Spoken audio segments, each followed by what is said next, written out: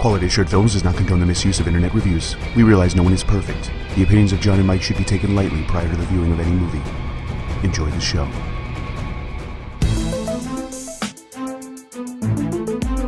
Quality Assured Films.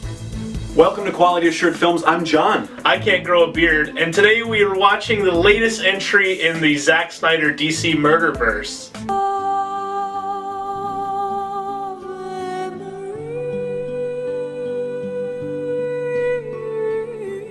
Wonder Woman. And the last time we saw her in a movie, we agreed 100%. That's right, we did. I love that. I hated it. I used to want to save the world.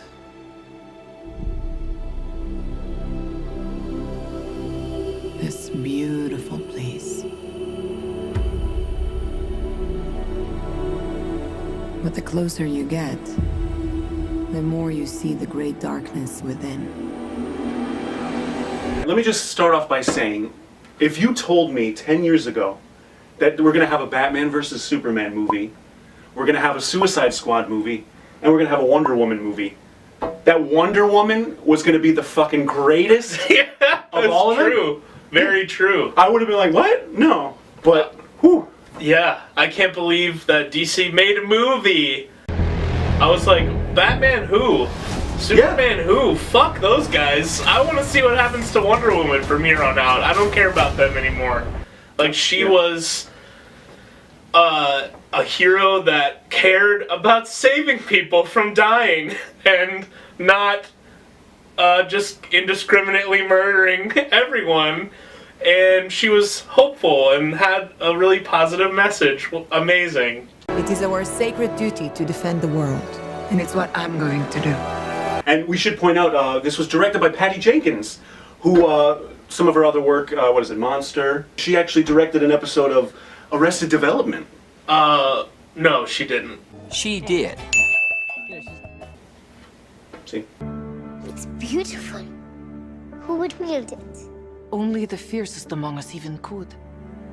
And that is not you, Diana. We saw Wonder Woman, like we said before, in the very first Batman vs. Superman movie, and hopefully the last. Gal Gadot. Is that how you say it? That is how you say it. Gal. Here's a montage of people pronouncing it. Gal Gadot, Gadot. Gal Gadot. So who's Gal Gadot? Gal Gadot. Gadot, Gadot. Thanks to Gal Gadot. Gal Gadot. Gadot. Gadot. Gal. Gal Gadot. Gal Gadot. Gal Gadot. Gal Gadot. Gal Gadot, Gal Gadot. Gal Gadot. Gal Gadot. I would say that she was perfect in the role. I mean, Batman vs. Superman did her jack shit justice. This creature seems to feed on energy. This thing is from another world. I've killed things from other worlds before. She really embodied Wonder Woman perfectly. Like Ben Affleck, I have no problem with you, buddy, but he doesn't, in my opinion, embody Batman the way that she embodied Wonder Woman. Yeah, I agree with that, because she was so earnest and like very to the point and frank with people, and like just cut right to the chase. Was your duty to simply give them a book? No. You didn't stand your ground. You didn't fight. Because there was no chance of changing his mind. This is Ares, and he's not going to allow a negotiation or a surrender. The millions of people you talked about, they will die. What did you think of Steve Trevor? Steve Trevor, And Chris. his tiny penis. Smallest. Chris Pine. I love Chris Pine. I do. I love him in almost. Well, I can't think of anything I don't love him in. And no, I thought he was really good. And I thought it was cool because, they always need some sort of love interest in these movies. But this is Wonder Woman, and she's not going to let any man tell her what to do. So I like that she played to that. Yeah, I liked that they didn't make him like a dumb hunk. Step back. Or maybe not. He was conditioned to think a certain way by society, but once he was proven wrong, he accepted that fact and carried on, and he didn't like fight against himself being changed as a person by his experience, which I think was like very subtle. To the war. Well, technically the war's that way, but we gotta go this way first. I liked the color palette of this movie. Yes. It wasn't a complete gray, sodden nightmare world. It wasn't Zack Snyder-fied. Yeah, there was a part of the movie that was that, but it was appropriate for the setting. Right. So I really felt like every place they were had a unique feel to it and had its own color palette, and it was very metaphorical, and it worked really well. Welcome to jolly old London. It's hideous. Yeah, it's not for everybody. Another reason that this movie really succeeds is that they do the character justice. Like they focus on her and getting her character right, and that's something that Deadpool did. That's something that Lego Batman did. Yep. That was the failing of Batman v Superman, is that they did not understand the characters of Superman and Batman. And that, as dumb as the plot was, and this movie had some dumb plot stuff as well, you go along with it because the character is done so well. That's true. And that's why, that's one of the big reasons Batman v Superman fell apart, is because even though the plot was really dumb, the characters are horrible too, so you're not really rooting for anyone. I kept saying to myself, the best parts of the movie were when it was her dealing with stuff. Like, they went off to other side things that are superhero-y and the villains and stuff. But every time they went away from her to do that, I was like, come on, like, bring me back to Wonder Woman. I want to see what she's doing, because this is fantastic. Like, this is great. It was the fish out of water story, you know, she's never been to the real world before.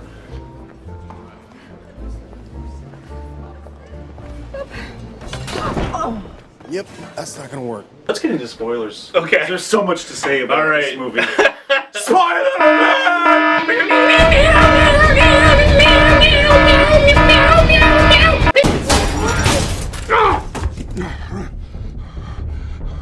Her theme song is so bad. Yeah. It really, at times when I should not have been thinking about it and I should have been totally caught up in what's happening, all I was thinking about was, this is so embarrassing. Well, because for me at least, it brings me back to fucking Batman versus Superman. Oh, yeah. I don't need to be reminded of that shit fest. She with you? I thought she was with you. It's like cats being strangled by an electric guitar. I don't think they're gonna do that. I think it'll be back again for Justice League, I'm sure, but I really, if she gets a sequel, like, they need to redo that. I love it. Going back to what I was saying earlier about the whole movie being better when she was in it and cutting away. So they have these villains. I don't know anything about Wonder Woman. I don't know anything about comics. I say this all the time. I don't know who fucking Ghost in the Shell face was. That's a good point. It was Dr. Poison. Dr. Poison. And the most famous Wonder Woman villain. Oh, okay. No, it wasn't. Oh, okay. She was from the original comics, when, like, way back when she was created. She was a villain there. Well, see, like, all that stuff, I understand that this is a superhero movie and you need to have, like, the big bad. You are in more danger than you think. The boys in the trenches called her Dr. Poison. Oh, we're talking spoilers now, so we can talk about the other fucking guy. My dear, I don't want to fight you. But if I must. He was Ares, the god of war. I am not the god of war. I am the god of truth. He showed up looking like Ron Weasley's dad, even when he was revealed as the god of war. Which was really fucking weird. Because he was an ancient Greek white guy with a red-headed mustache, which is so fucking bizarre. Oh, maybe once he's finally revealed himself, he'll take on his form, his true form. But he didn't. He was just that guy with the stupid handlebar mustache. There was a point where all this stuff, like, attached to him and shit. He looked like a Soul Calibur fucking character. And you see his face, like, through it, and it's still him with his mustache. I love that. I love him as an actor. He's fantastic. Yes, he was good, but come on. My other complaint with that, though, is, I mean, this is the first Wonder Woman movie. The first Wonder Woman movie, and you're gonna make the main villain the fucking god of war? Oh, yeah. Like, where do we go from here? That kind of tied into one of the messages that they were going for, which is, like, even though she defeated him, she then still has to deal with the fact that that was just a story about him, like, corrupting the hearts of men, and when he dies, then all war is extinguished, which was just a lie. It was just a myth. He had just encouraged what people were already doing. Like the shitty stuff that they're already up to. Which was, like, something that she then had to wrestle with. So she thinks the whole movie that it's the other guy, the Houston dude that fucking snorting. She thought it was him the whole time, and then eventually it gets to a point where she kills him. Right. And of course, nothing happens, and she's like, "What?" And I felt like they could have just left it at that. It could have been like, "Oh shit, it wasn't real." Oh. But then they do go, "Oh, by the way, I'm Ares." Oh, And not yeah, only yeah. that, I'm Ares, and you left your sword up on the top of the. That was so fucking awkward. So she kills the guy. Kills him. And then she's like, well, that's done. My job is done now. And then she goes out and she looks around and like everyone's still like, hut, hut, hut. And they're like, we gotta keep moving these deadly chemicals. Yeah. And she's like, wait, I thought everyone was just gonna drop everything and start hugging each other. Not and yet. that doesn't happen. So then she's like, what the fuck? And then that guy shows up and he's like, hello. Yeah. I'm Ron Weasley's dad. And she's like, what? Ron Weasley's dad? And he's like, yep.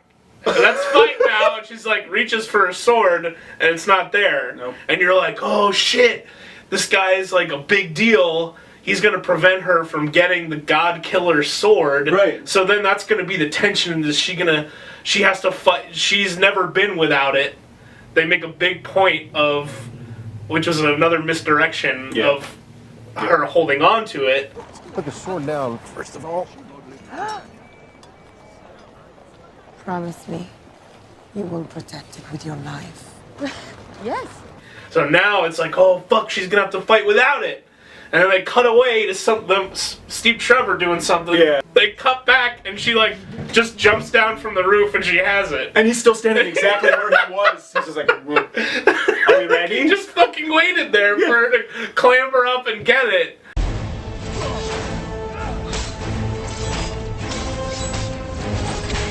Can we just say, how the fuck has this island been in existence for this entire time and never found before if it just takes a dude accidentally just like, and then all of a sudden, like, even those other guys are like, what? What's this? Yeah. What is this place? Who are you people? We are the bridge to a greater understanding. Right. I guess it's a magic. I was about to say like they're not gonna run out of resources at some point, but I guess it's magic. Oh yeah, that's island. True. I kind of expected her to go back at the end. Yeah. Like that never came back into the story at all, and like she was like, you'll never be able to come back, and I was like, why? I'm going, Mother. If you choose to leave, you may never return. Who will I be if I stay? Steve Trevor, I like the fact that we knew he was going to die at some point because this is a flashback to hundreds of years ago during World War One. Right. But rather than have it drug out as like an old man that's like, oh, we loved each other, he goes out with a fucking bang. Oh yeah.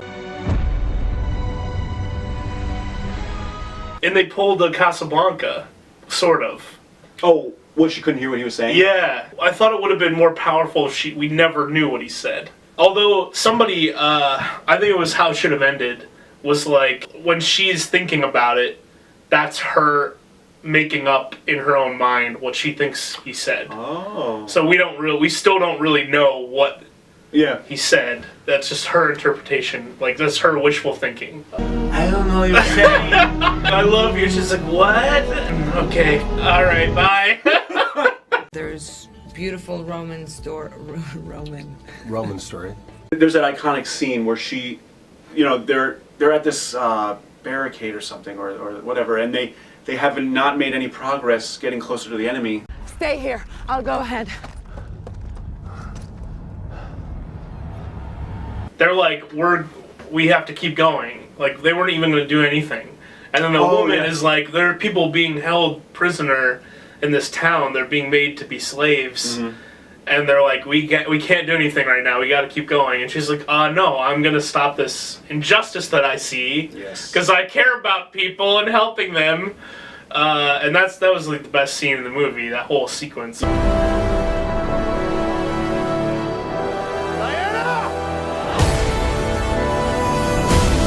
I want to talk about the end, and the movie for me, so it's flowing, I'm loving it. And then at the end, Patty Jenkins decided to do what every fucker does, and that's just turn into like this explode fest with CGI galore. Yes. And you didn't even need it.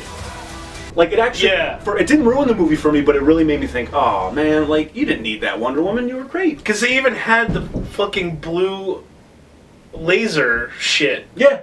I was like, no, come on! Yep. You were doing so well, and you had to shove in the blue laser beam, and they fucking did. They always do. And it made no sense at all. So close. What the cartoon did, and what some versions of the character did, is they made her an ambassador to the United Nations. Oh. And I would have liked a little bit of her doing some more convincing of people, because what I was saying earlier about World War I, and like there's so many shades of gray, that she wasn't afraid to tell the quote-unquote good guys of the British high command to go fuck themselves also. And I would have liked to seen a little bit more of that, because then you as the viewer, as a normal person, take a little bit more away of like, oh, these are things that I can do as a person, instead of like, well, I'm not going to charge a machine gun nest. Right. But fuck that. I can still take action, and that would have been really relevant to today's politics as well. So I would have liked a little bit more of that also, instead of a 30-minute CGI fuckfest at the end. I will destroy you! When I saw the trailer at first, and they show you that clip where she's like, the sword doesn't go with the outfit. Yeah. And I was like, oh my god! And I was like, I fucking hope that is not what this movie becomes. Like, I was worried that the executives were going to be like, women, we need a scene of her trying on clothes, because women like that. Yeah. How can a woman possibly fight in this? Fight? We use our principles. What I liked was that they used it to have Wonder Woman, again, break down people's conditioning of what a woman can be. Yeah. Like, they were forced to accept her. Yeah. So they subverted my expectations in that. Who is this young woman? She's my,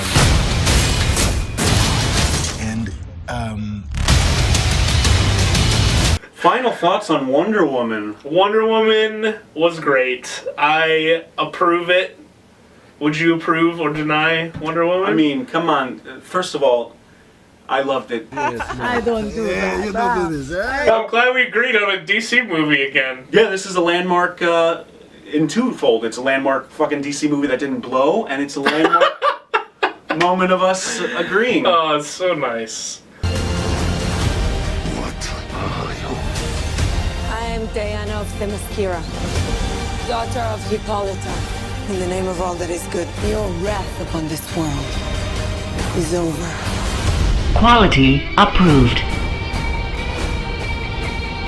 Well, there you have it, folks. That's right. Wonder Woman is approved. Go spend your money and watch it and give it all the dollars, because we want to support that kind of movie. Quality assured films. I'm John. I'm Mike. And we are Quality Assured Films. What did you like about the movie? I liked the movie. I'm John. I'm Mike. And we are Quality Assured Fuckers. Is that your vocal? That's your vocal warm-up? The take the top, the tube. Wonder Woman was a Welsh woman. What? Funny. Funny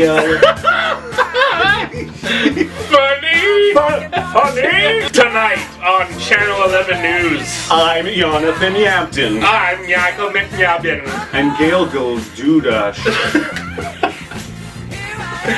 What about her? She's a great actress. I'm so proud of you. Thank you. So, fucking shit. On my... Well... There it is. That's it. That's all we got.